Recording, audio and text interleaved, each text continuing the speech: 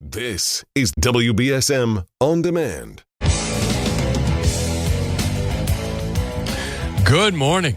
Good morning. A little wet out there, but I guess we must have needed the rain, right? So 508-996-0500. We have been contemplating, discussing a major change in the city of New Bedford. It is a major change to add a recall petition. Now, look, my position is, and I think if you think it through, you'll come to the same conclusion I have. You don't need a recall petition for a 2-year city councilor, right? A 2-year city councilor. First of all, the city council has very little power. That's not an insult. It's really true. Ask any one of them who's honest about it. The mayor is the guy with the person who has all the power in the city of New Bedford. I mean, you've had a pretty aggressive city council since Sean Oliver and Leo Choquette got on there. But even they have recognized the mayor really is the driving or the stopping force of everything. So, it's very hard to get all 11 members moving in the same direction, right? Never mind one of them. In other words, one city councilor can't do that much damage. I mean, if they're driving, sometimes they can, but I don't mean that. I mean to the city structure, to the government, right? No one city councilor, even if they were indicted for actions related to their job, really have the ability to do that much damage. They really don't. So the recall is for the mayor. Now, in the interest of equality and all the rest, the mayor put the school committee and the city council, the assessors into it. But no one city councilor is that important or that powerful to really be the target, I can't imagine, of a recall. But because it's a good job, they pay them $50,000 per term, plus health insurance if you take it, plus a pension if you can hang on for 10 years. People don't want to give it up, right? They don't even contemplate the idea that they could lose the job. So the recall petition, and they don't have enough political dexterity to make it only apply to the 4-year mayor's term, right? Maybe the mayor wouldn't sign that. I don't know. But because of that, you have a bunch of city councilors who are so timid they can't even realize their own position. Nobody is going to mount a recall petition against an at-large city councilor. It's not going to happen. Short of them doing something so outrageous that they get indicted. Even then, even with criminal charges pending, I can't imagine anyone being recalled and then not surviving it.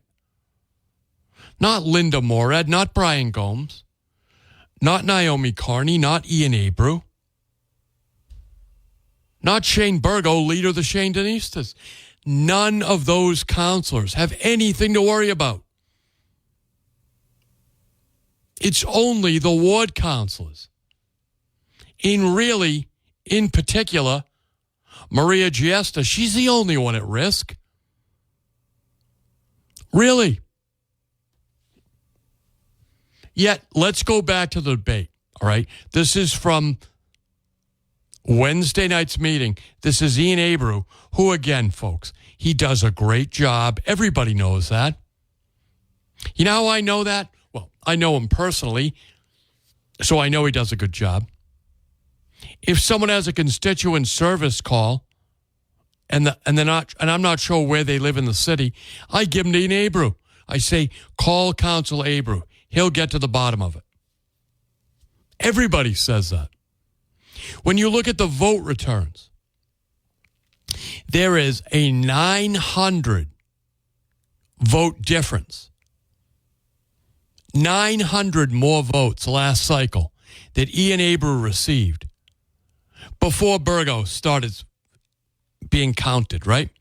In other words, there's a 900 vote difference between the top vote getter, Ian Abreu, at large, and the next top vote getter, Shane Burgo.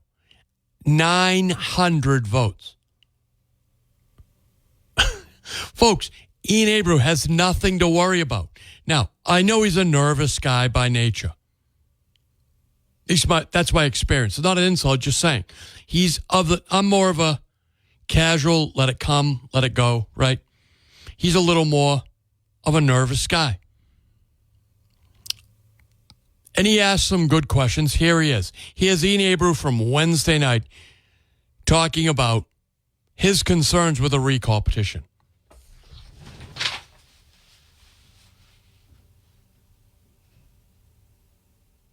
Municipalities have adopted and kind of infusing that into what we're doing here. As I read all this and confirmed by our legislative counsel and asking the him, former attorney for city I don't solicitor. see any parameters as to why someone could be potentially recalled. Conviction of a crime or something of this sort, or some very highly unethical behavior or something of that sort. I mean, because if I don't see anything as the letter of the law as to why you could recall somebody, I think it could be utilized as a political weapon by some people. Mm-hmm. I don't like someone's motion. I don't like someone's vote. I don't like someone's speech or press conference. Well, a special interest group might get together, or a group of people, well, let's get them out, even though what I'm getting at is this could be a weapon based on I don't like someone's policy as opposed towards their actions. I don't know how you maybe arrived at that, but I'm thinking about what other municipalities have done, or what have you found? Because I find it kind of strange that we don't see anything in here that addresses that. Yeah, so what I found was that they don't give reasons, and they're that uniformly, and that's something I looked at. You're supposed to say on the petition why, but you're not. The vote is not for a particular reason. I think probably the way you remedy that sort of like political weaponization is to keep the threshold high, to make it difficult, so that perhaps you don't have a strong a group that doesn't represent the majority being able to recall someone. But they don't put the reasons on uniformly throughout all of these. So I think that argument takes place more in the campaign and in the political sphere than in writing on the ballot itself. I mean, unless the policy is just so detrimental to the community, I don't see why someone's policy vote or an opinion or during a debate should be grounds for a recall. That's my opinion. But I hear what you're saying, how the threshold is pretty high and that's fodder for a campaign debate. I get all that, but I don't know. Yeah, I did look at that. Was one of the first questions I had, and looked at it, and it's just because what we've seen up the road west. Yep. There were reasons for those recall movements, very obvious reasons, right. That have played out, with the general public and politically. So I get that, but I don't know. I don't know how my colleagues feel about that. Just my opinion. I'll yield for now. Thank you, Mr. Chairman. Thank you, Michaela. You're welcome. Thank you, Councilor Abreu. Colleagues, any other questions for Chair recognizes Councilor Morad? Thank you, Mr. Chair. Michaela, I'm going to follow up on the councilor from the South End at large's comments. It concerns me. So, folks, that's a first. I don't believe Linda Morad has ever agreed with Ian Abreu on anything. She may vote with him, but I don't think she's ever uttered those words right there. What I'm telling you is that I don't believe either Ian Abreu or Linda Morad, any of the at-large councilors, but in particular, Linda Morad, who's been elected for decades, or Ian Abreu, who has a 900 vote difference to the better, right? He gets 900 last time around more votes than the next city councilor in the at-large race.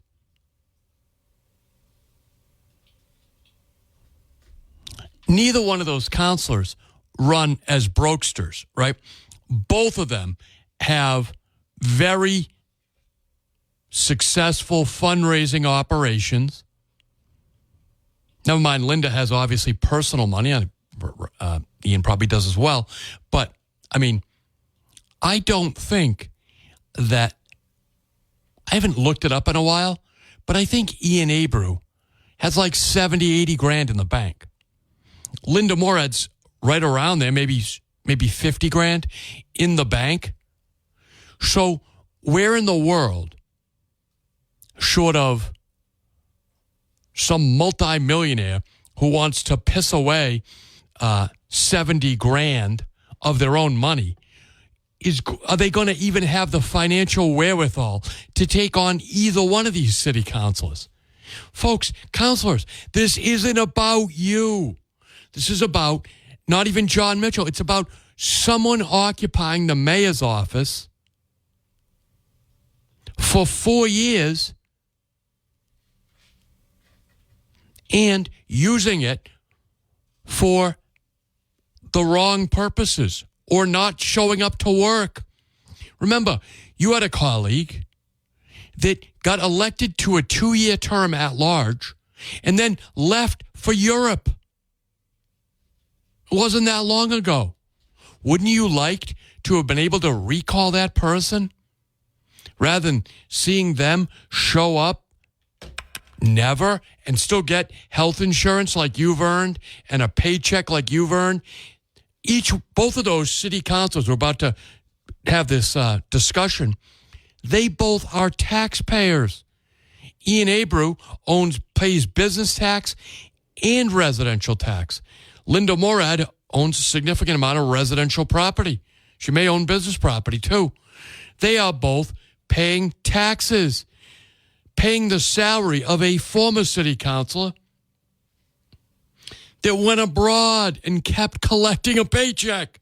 Wouldn't you like to have been able to recall them as a taxpayer?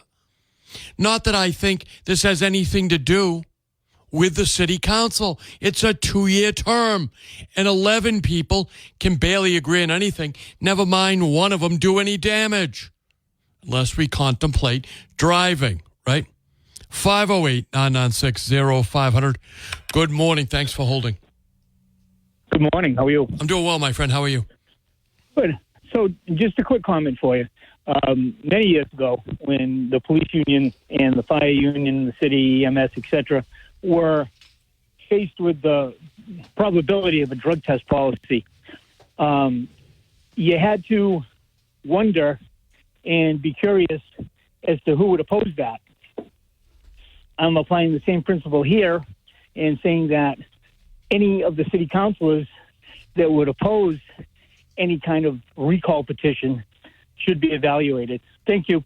Hey, no problem at all. Thanks for the call, my friend. Thanks for being an addition to the program. 508-996-0500. In other words, guys, these counselors can't get beyond the end of their nose to realize this isn't about them. This is about somewhere down the road. You haven't had, we talked about the succession plan in the earlier hour. Leo Choquette asked, hey, when was the last time this happened, right? David Garutowski had to search his memory, and he only knew about it because there was some funny stories that kind of happened, right? had nothing to do with Jack Markey, just about who the successor mayor was, right? It was 50 years ago. 50 years ago. The last time you had to use a succession plan in the city of New Bedford. I mean, I don't think this applies. I know it doesn't apply to anybody who's currently serving on the city council, with one exception. And why would Ian Abreu throw in with Maria Giesta? Right? Why would he throw in with her? Doesn't make any sense. Good morning. Thanks for holding. Hey, Chris. What's happening? What's happening, man? I'm torn. I'm torn on this recall petition thing because, for one instance, if you had a higher turnout during the elections, you wouldn't have to worry about people sitting in their seat for X amount of time, even if they're terrible city councilors. And I think the other thing that you got to think about is a detrimental mayor being 4 years is a reason for the recall. But if you change that and bring him back to a 2, you don't have to worry about that either. Right, but that's not on the table. Right. No, I'm just being hypothetical. If we can change, but we got to deal with reality here, Ray, because the reality of it is the succession plan had to be dealt with, and the recall has to be dealt with, because that's the reality of it. You're not going to get I don't believe you're going to get a 2-year mayor's term and get back again. I don't think. So how can we circumvent this and install a recall in the charter? Can we open the charter to do something like that? Well, I guess you could, but why would you? I mean, I'm not going to do that. Are you going to do that? Well, I think it would protect. Yeah, but are you going to literally go out and do that? You're not going to do that. Right. Neither am I. I don't live in New Bedford. I don't own property in New Bedford. I'm not going to do that. So I like the idea of putting more power in the people's hands. That's why I'm leaning toward in favor of a recall. But I'm just trying to look at the other side on why they would be against it. And they don't want to lose their pension. That's why. Right. That's 100%. 100%. No, I'll completely agree with you on that point. But when you start bringing up that it has a high threshold, like you were saying, the recall has a high threshold. So the ability for you to actually get something through is going to be a tough move in itself. And then just the fact that then you're going to have to actually run a campaign against that person. Right. And that person has to be strong enough to beat a very strong city councilor. Yes. So I like I said, I'm kind of torn, but with more information that I gather, I don't see a bad thing really with it. I was just trying to figure out the other side, but the way you said, the 2-year term for the mayor is off the table. But with that being off the table, I don't see a problem with it. I don't understand why. And Ian being a great city councilor, and he is a great city, he has nothing to worry about. That's what I say. He has nothing to worry about. He 900 votes above everybody else. I mean, we could use the recall, and it'd be great to use the recall against the Shane Denistas. Great to use that. But the thing is, I don't think that Shane has anything to worry about. In other words, he gets a great vote. Right. He's wrong on a couple of issues, but sure. and he can't do that much damage in the council. Why would you bother? But if Shane got elevated to mayor, I think you need a recall. Contemplate that. If he's the mayor and he's unilaterally decided you're going to have, because you're going to have 10 cities, which he would do, then that is a problem. So let me ask you this, kind of not off the subject completely, but you know how that New Bedford has a strong mayor in the charter versus a weak city council. You could change. I think you would have to change the charter to change that aspect of it and give the city council a stronger hand. Is that how it would be set up? Well, why would you do that though? Well, I think how would you do that? In other words, you're not going to go out and get all the signatures and hold those debates. I'm not going to do that.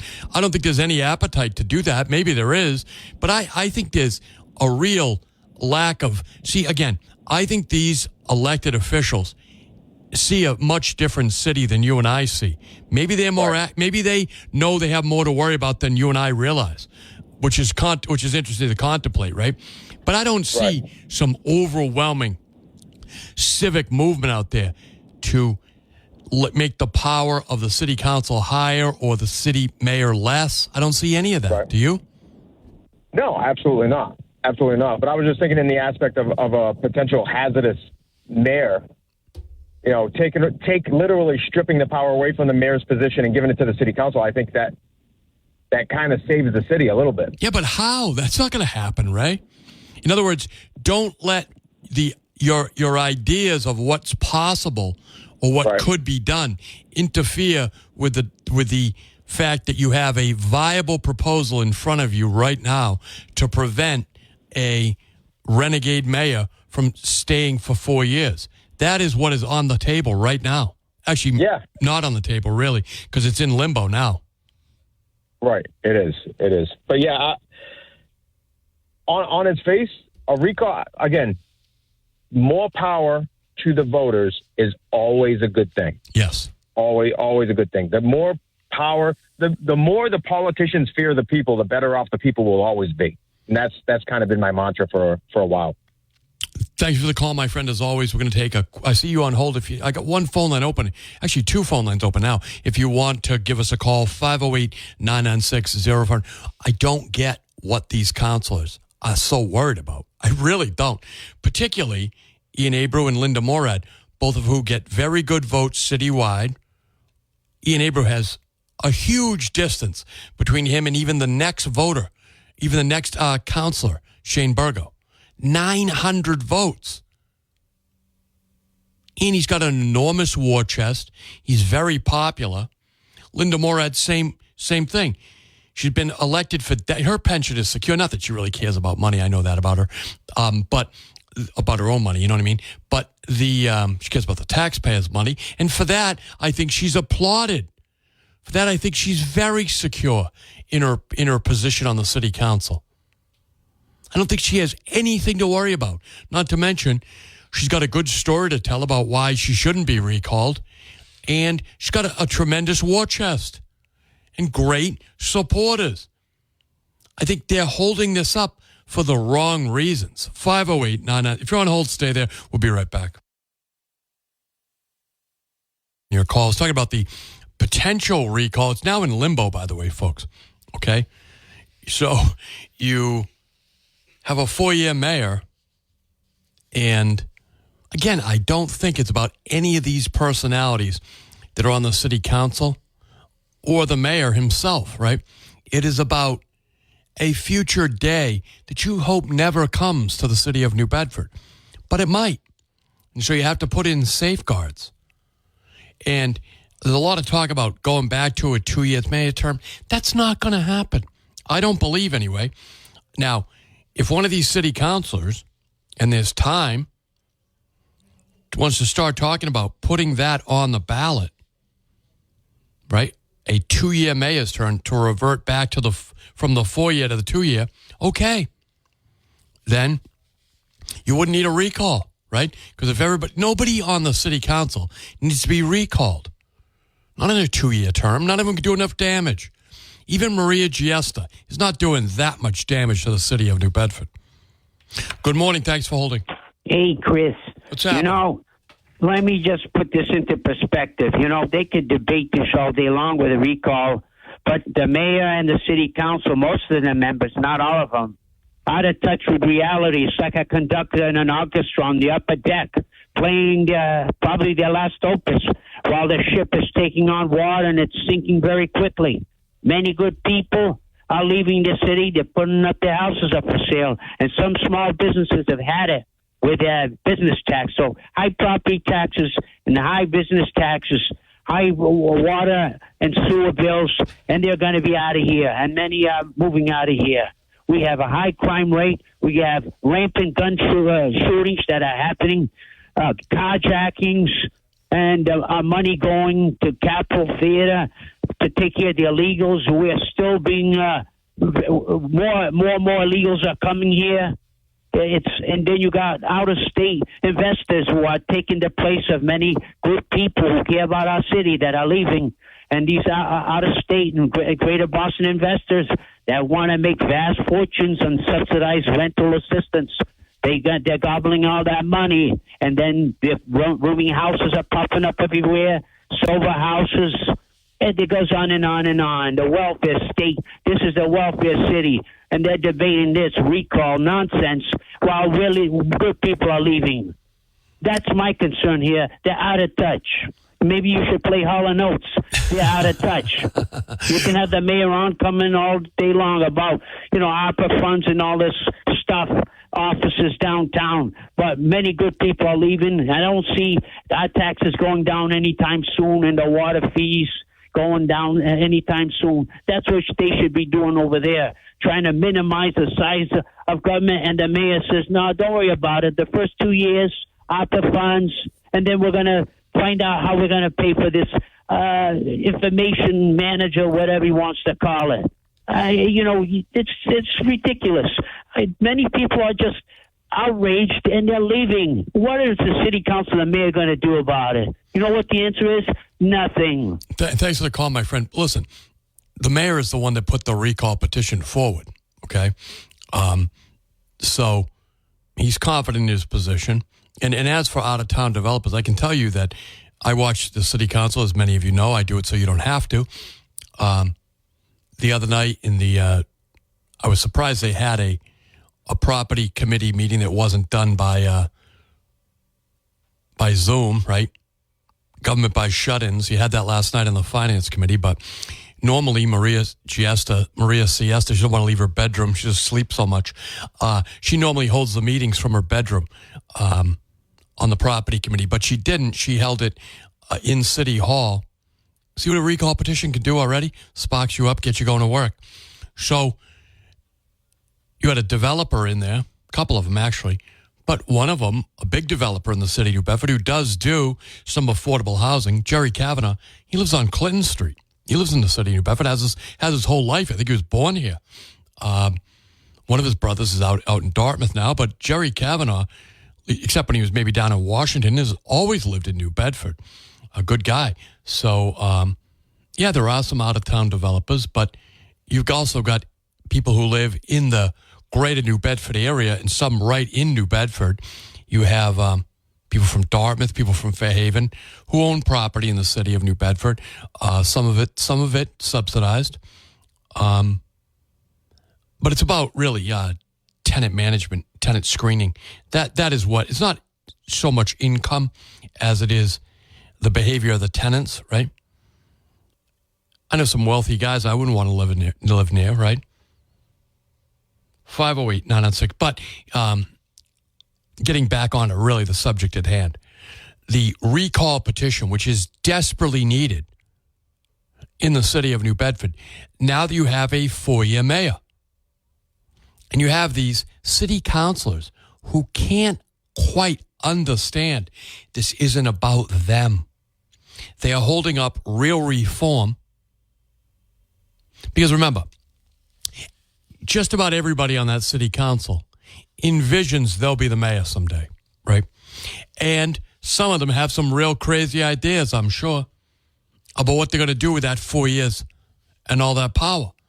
So is that what's really holding this up? That you have some people who envision they're the mayor? Right? Maria Giesta tried to be the mayor. Linda Morad tried to be the mayor. Shane Burgo is making plans right now to be the mayor. He's meeting with the hard left and the trained in Cuba activists, right? And there are some that are trained in Cuba helping Shane Burgo to become mayor. So is that really the problem? Let's go back to the debate. We now have Linda Morad on the floor, agreeing for once, I think, ever in her career, or his career, with Ian Abreu.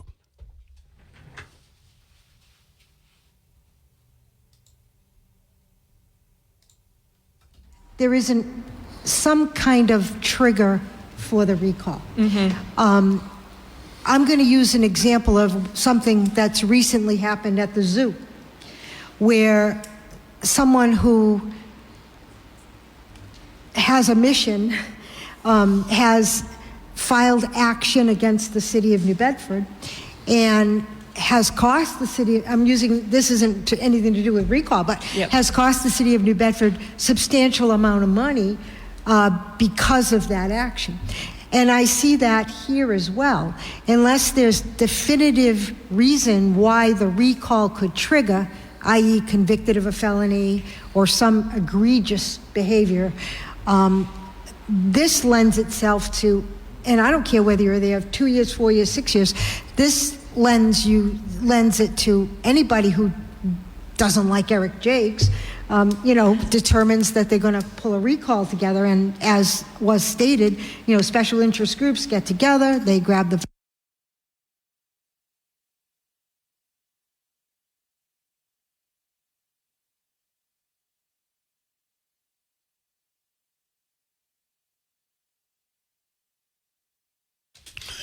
Inevitably, whenever I take a bite of a bagel, the computer acts up. That's not Linda Morad one who cutting herself off. It was a doesn't computer. Agree with the positions you have personally. So I have a concern about that as well. I don't think the thresholds are high enough to eliminate that type of behavior if in fact a recall was put in place. And so I would like to see, if we're going to, I'm not in a favor of recall at all, especially in 2-year terms. I might be willing to have a conversation if all the terms were 4 years or more. But in a 2-year term, I don't see the need for a recall unless there's egregious behavior. So I want you to listen closely to that. That is the third time I've heard a veteran city councilor hint about making their terms 4 years, right? I know Maria Giesta's really hell-bent on expanding the city council terms to a 4-year term. She envisions herself a mayor, but really she envisions herself as just doing nothing and getting paid, which is what she's doing now on the city council. She has floated for a while now among her colleagues and other people in the community. Since the mayor had some people in the city, in conjunction with the mayor's wishes, expanded it to a 4-year term for the mayor. Since then, Maria Giesta has been trying to get other people, she's just not a good leader, to expand the city council terms to 4 years. So there's Linda Morad basically floating a trial balloon, right?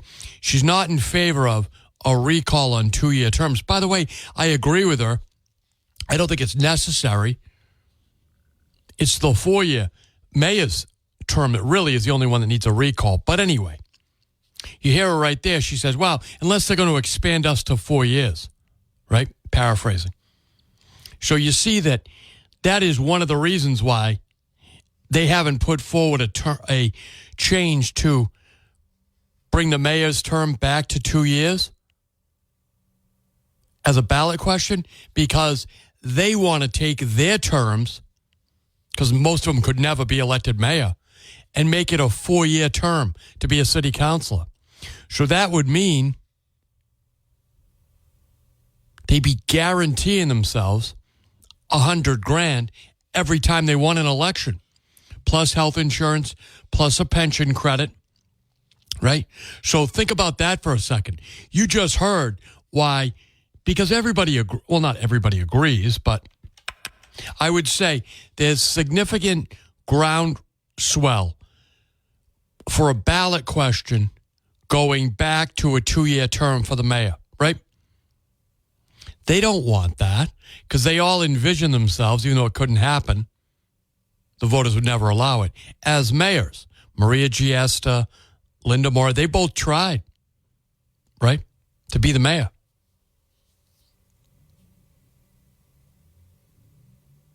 So they want to leave the mayor at 4 years and make themselves 4 years. So watch out for that, folks. That's what's going on here. Thanks for holding. You're live on the air. Hey, Chris. Talk to me. Kind of needs to be a reckoning with Maria Giesta. I mean, she approaches this stuff like, I've got a bachelor's degree, but I'm lobbying that master's degrees are equal to bachelor's degrees, but I don't have to do the work. Right. Or I'd like my doctorate, even though I did 4 years in college. Why can't I have a doctorate? You got to do the work, lady. One big question was, do you know when you're going to have Shane Burgo back on? I have questions about the homeless population. So I could get him back probably in 2 weeks. I think that's about what he needs to put in time. 'Cause remember, he takes days off from work hours off from work when he comes in. So I could ask him to come in. I usually give him like 2 weeks lead time. I could do that. Yeah, fair enough. The thing is that I'm a little concerned about. I mean, I live in Freetown. Our population increases when squirrels mate. That's it. I mean, it's not the same as in New Bedford.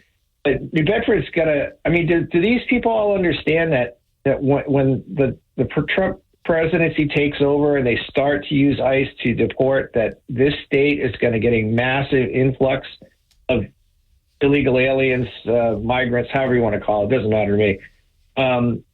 Because they're going to look for a safe space to sit and hang out. And, Shane's tent city could be, literally a city if he's not careful. I think that's what he wants. Because he'd register him to vote up there in Ward 1. Well, the burden on New Bedford, and I didn't get to ask the mayor yesterday what his feeling about sanctuary city status is, because we're in a sanctuary state, and the governor's doubled down and tripled down on that. Even though we're still in a state of emergency, we're going to protect that state of emergency, right? But that's the most absurd part of this whole thing is we're in a state of emergency for 400 and something days, but we're going to protect that state of emergency. We don't want to make it go away. It's really unbelievable. But anyway, all right. Well, I'll listen for when he comes on, because I want to ask him some basic questions. Sure. No, I think that's all good questions. Thanks for the call. 508-996-0500. I see you two on hold. Just stay there. I got to take it'll be a short break, but I got to take a quick break. Otherwise, I won't make it. So we'll take a break. We'll be right back. Thanks for holding.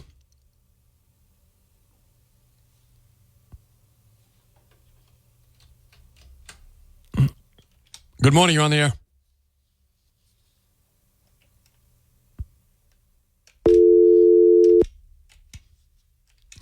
Good morning. You're on the air. Can you hear me now? Yes, sir. Go ahead. Oh, technical difficulty. I apologize. That's all right. Let me get right to it. Sorry. I was thinking the same thing as that gentleman before me spoke. A lot of these individuals that I hear illegally, that migrated here illegally, are going to be attracted or basically have no choice but to find a place that's going to accept them. And, with Healy basically giving her open arms embrace for people to come here with that type of status, we're gonna see a huge influx, I would think, especially in Ward 2. I think Ward 2 is going to be overwhelmed, particularly that Capitol Theater project. 100%, and we can see why they're stepping up. Whatever it is, all of a sudden they're talking about it. They're making mention of it, because I think very soon they're going to be asking for much more money, is my opinion, and we're going to see that. And they're already announcing it because let's get ready, for what's happening. And I'm shocked, as a matter of fact, when it comes to the whole succession plan. You're saying that Ian voted against it?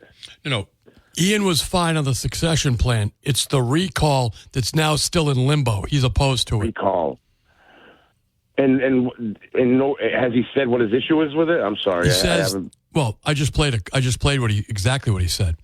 He doesn't like that you don't have to be convicted of a crime or anything like that. It just could be used by any community activist. Again, I don't think he has anything to worry about. No, that's the thing. It seems as though they're trying to. They're worrying about themselves, and I don't think that's how it's supposed to work. No, of course it's not. You know, they're supposed to worry about the ones that come before or afterwards. For the future, right? For the benefit of the citizens, not themselves. I mean, maybe there's some individuals there that have done some things that are immoral, and maybe they're worried about it. Yes. Like stealing dogs, like doing certain things in elevators, on and on. But I haven't seen any criminal charges that have stuck or they've been convicted of anything. So, but I don't know. I hope they get their stuff together, because all I see is lately is Linda Morad blaming the mayor for absolutely everything under the sun. Is he to blame for a lot of it? I'm sure. Maybe there's a good debate that could be had.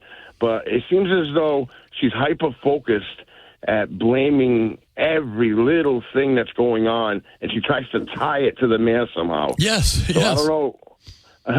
I don't know if she's running for mayor or whatnot, but I don't know, man. I wouldn't want to be standing next to her, because it's going to be like the Titanic. When she goes down, she's going to bring everybody with her. Thanks for the call, my friend. It's why, look, I told you, very rarely do we see her agreeing with Ian Abreu. But on this one, she's agreeing with him to be against the recall, which, again, it's not about them. It's not about them. It's about a much bigger issue, potentially much bigger issue. We're going to take a very quick break. We'll be right back. If you're on hold, stay there. We're going to go right back to the phones. Good morning. Thanks for holding. Hey, Chris, how you doing today? Not bad, my friend. How are you? Good. Hey, I'm driving right now, so I just want to know, could you just mention or repeat what were you talking about, Shane and that Cuba thing, and I'll listen in on you? Oh, yeah, no problem. All right, thank you. So Shane Burgo has a number of political activists around him who received political training down in Cuba. Not him, okay? As far as I know, Shane has never been to Cuba.